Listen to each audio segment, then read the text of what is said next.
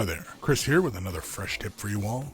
In this video, we're going to take a look at creating checkers on a model surface. This is part 2, and this way we're going to quickly here grab our little Orky model. It's been primed white, and I'm using Celestia Gray as a base, and I'm just going to base coat the little plates on his belly and his back. And basically, this is just to begin. We're going to go with a black and white checker pattern, kind of like in the previous example. Ceramite white is next, and I'm using this instead of white scar just because I like the pigment in ceramite white better. I slap a little bit onto the bottom here, and I decided, you know what, just for giggles, we're going to blend in the Celestia Gray and the ceramite white. So I just do a quick 2-brush wet blend on this surface. So I just lay quickly a little amount down onto the surface, grab a little bit of the Celestia Gray, and then blend it in.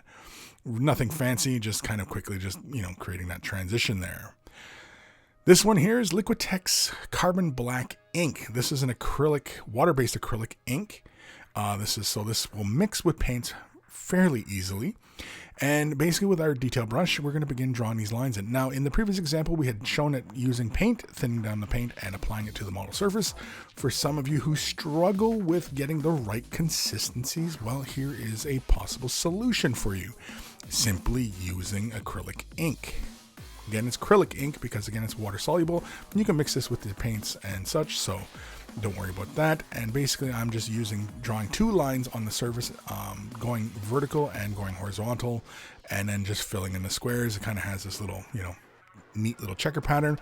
On the back plate, I'm going to do it on an angle just to get a, you know, kind of make it look kind of random, how, you know, like maybe there was a checker pattern and then they cut it from the piece of whatever and then, you know, slapped it onto his back. And so that's why I'm just going with this, you know, this kind of almost diagonal. It wasn't quite a diagonal, so I didn't want it to look like diamonds, and you can see here I'm doing finer lines as well. And I'm using, basically the brush I'm using here is a heavy metal standard brush to achieve these lines. You can see it got a little bit heavy. You don't want to have too much ink in your brush when you are doing this. You can see here I simply just began filling in the squares, and you can see once it's dry, it has a bit of a slight sheen. So we can come in with Lamian medium if you don't want that sheen to be there, and just simply apply a layer of Lamian medium onto the surface, allow it to dry, and that'll knock out the shine. Now, if you want to come back in and lay some highlights down, you can do that. There's not going to be any, you know, upset here. And you can see here how, you know, it basically looks just like we had painted it, but in fact, we used an ink to achieve our desired result. And so, again, to achieve our desired results, we do not have to be limited by the certain products we're using.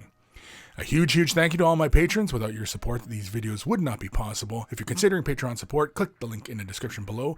A huge thank you. There are varying tiers to support at. And so take care of those brushes, and they will take care of you.